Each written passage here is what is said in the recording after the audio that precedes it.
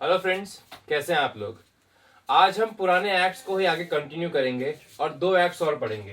Act of 1833 and 1853। In acts के बाद सीधा क्राउन का राज शुरू हो जाता है। इनको हम एक बार रीड कर लेते हैं, गो थ्रू कर लेते हैं इनमें क्या क्या हुआ था। चार्टर एक्ट ऑफ 1833 जो था उसमें 7 इंपॉर्टेंट चीजें हुई थी। सबसे पहले, जैसे कि मैंने आपको पिछली बार बताया था, अगर आप पिछली वीडियो को एक बार देखेंगे तो उसमें मैंने आपको बताया था कि जो कंपनी थी उसका जितना भी ट्रेड था उसको रेस्ट्रिक्ट कर दिया गया था। उसका जितना भी एक्सपोर्ट इंपोर्ट वगैरह था वो सिर्फ चाइना तक रोक दिया गया था, वो भी सिर्फ टी के एक्सपोर्ट और ट्रेडिंग के लिए। इस एक्ट में उस चीज को भी बंद कर दिया गया था। कंपनी की जितनी भी ट्रेडिंग मोनोपोली थी चाइना से टी ट्रेड को लेके भी उस तक को बंद कर दिया गया था।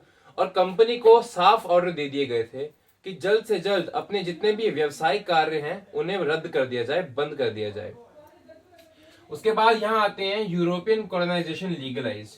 ये बहुत इंपॉर्टेंट पॉइंट है क्योंकि उस टाइम में जो यूरोपियन कॉलोनाइजेशन थी, जैसे कि लैंड एक्विजिशन है, प्रॉपर्टी लेनी है, बिजनेस खड़े करने हैं, इंडिया में जमीन खरीदनी है, उसमें जो यूरोपियंस थे उन्हें प्रॉपर पूरे के पूरे हक दे दिए गए थे कि अब आप भी आके इंडिया में अपनी जमीन खरीद सकते हैं। ये कॉलोनाइजेशन जो वर्ड है ये बहुत ज्यादा मायने रखता है यहाँ पे। यहाँ से कॉलोनाइजेशन शुरू हो गई थी। अंग्रेजों को भी यहाँ आके जमीन खरीदना और बिजनेस खड़े करना लागू कर दिया गया था। Governor general of Bengal was made governor general of India. पिछले वीडियो में मैंने आपको बताया था कि जो गवर्नर जनरल ऑफ बंगाल थे उन्हें लॉर्ड विलियम बेंटिक वो गवर्नर जनरल ऑफ इंडिया बना दिए गए थे। लॉर्ड बेंटिक जो थे वो इंडिया के पहले गवर्नर जनरल ऑफ इंडिया थे। इन्हें बहुत सारी एग्जीक्यूटिव और एडमिनिस्ट्रेटिव और फाइनेंशियल जितनी भी इनकी पावर्स थी वो सारी सेंटर कर दी गई थी गवर्नर जनरल ऑफ इंडिया की तरफ। जितने भी फाइनेंशियल या एडमिनिस्ट्रेटिव कार्य थे वो उनके देखरेख में होने लग गए थे। ये नाम बहुत इंपॉर्टेंट है, Lord William Bentinck. President of board of control made minister of Indian affairs. जो मिनिस्टर ऑफ इंडियन अफेयर्स थे बोर्ड ऑफ कंट्रोल के प्रेसिडेंट को बना दिया गया था। A law member was added to executive council. जो एग्जीक्यूटिव काउंसिल की बात हमने वहां की थी जिसमें पहले सिर्फ 4 मेंबर्स थे, उसमें एक लॉ मेंबर को भी ऐड कर दिया गया था। A law member was added to the executive council. यहां पर ये जो लॉ मेंबर थे एग्जीक्यूटिव काउंसिल में ऐड होने के बाद इनकी संख्या 4 की हो गई थी। जो लॉ मेंबर ऐड हुआ था उसका नाम था मैकॉले। ये नाम बहुत इंपॉर्टेंट है क्योंकि आगे जाके ये बहुत ज्यादा बार इस्तेमाल होगा और इन्होंने अपने टाइम में जो कुछ भी किया वो बहुत ज्यादा महत्व रखता है एग्जाम पॉइंट ऑफ व्यू से। उसी की बात करते हैं। The law commissioner was also constituted. एक लॉ कमीशन कॉन्स्टिट्यूट हुई थी जिससे जो हमारा लॉ था फर्स्ट टाइम प्रॉपर्ली फ्रेम हुआ था। वहां पर भी ये नाम आता है क्योंकि जो फर्स्ट लॉ कमिश्नर थे वो मैकॉले ही थे। जो लास्ट पॉइंट आता है वो है act through open to all.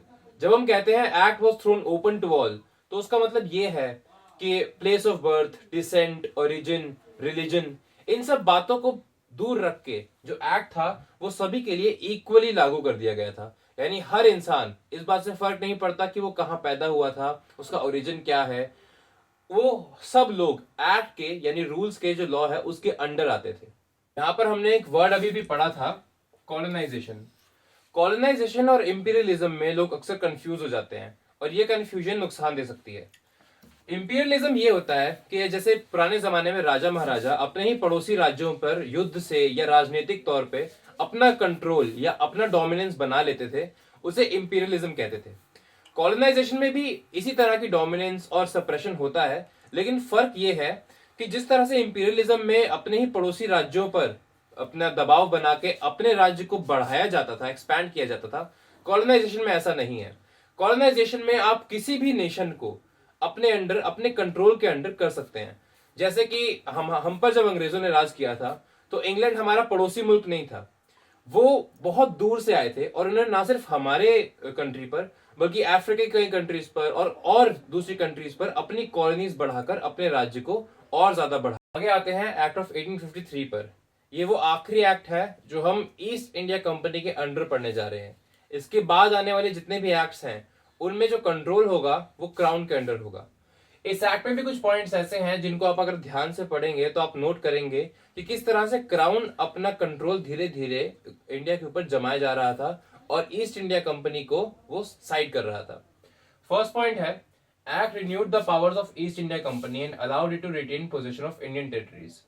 जिस तरह से ईस्ट इंडिया कंपनी का हर 20 साल में इंडियन टेरिटरीज पे जो कंट्रोल है, उसकी जो लीज होती है, उसे एक्सटेंड कर दिया गया था, वही चीज इस एक्ट में भी हुई थी। Member of court of directors was reduced. जो कोर्ट ऑफ डायरेक्टर्स थे, उसके जो मेंबर्स थे वो पहले 24 थे, 24 के बाद उसे कम करके सीधा 18 पे कर दिया गया था। और उसमें भी जो 6 मेंबर्स थे उनको क्राउन ने खुद चुना था। Legislature was treated separate from executive functions. Legislature और एग्जीक्यूटिव में एक बड़ा ही महीन फर्क होता है।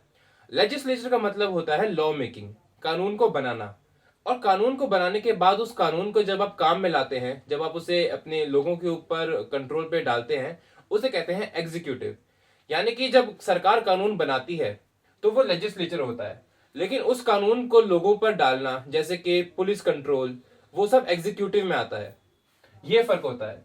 ये इस एक्ट में ऐसा पहली बार हुआ था कि लेजिस्लेचर को एग्जीक्यूटिव से अलग तरीके से ट्रीट किया गया था। Policies of executive could be questioned. Executive की जो भी हमने बात की थी, इनकी जो पॉलिसीज थी वो पहले सिर्फ बना दी जाती थी।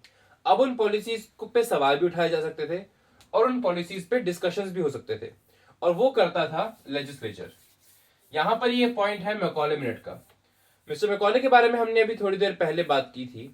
मैकॉले की जो एजुकेशन पॉलिसीज थी, उन्हीं पॉलिसीज पे आज हमारा सीबीएसई जो एजुकेशन बोर्ड है उसकी पॉलिसीज डिपेंड करती हैं। तो ये चीज बहुत इंपॉर्टेंट है।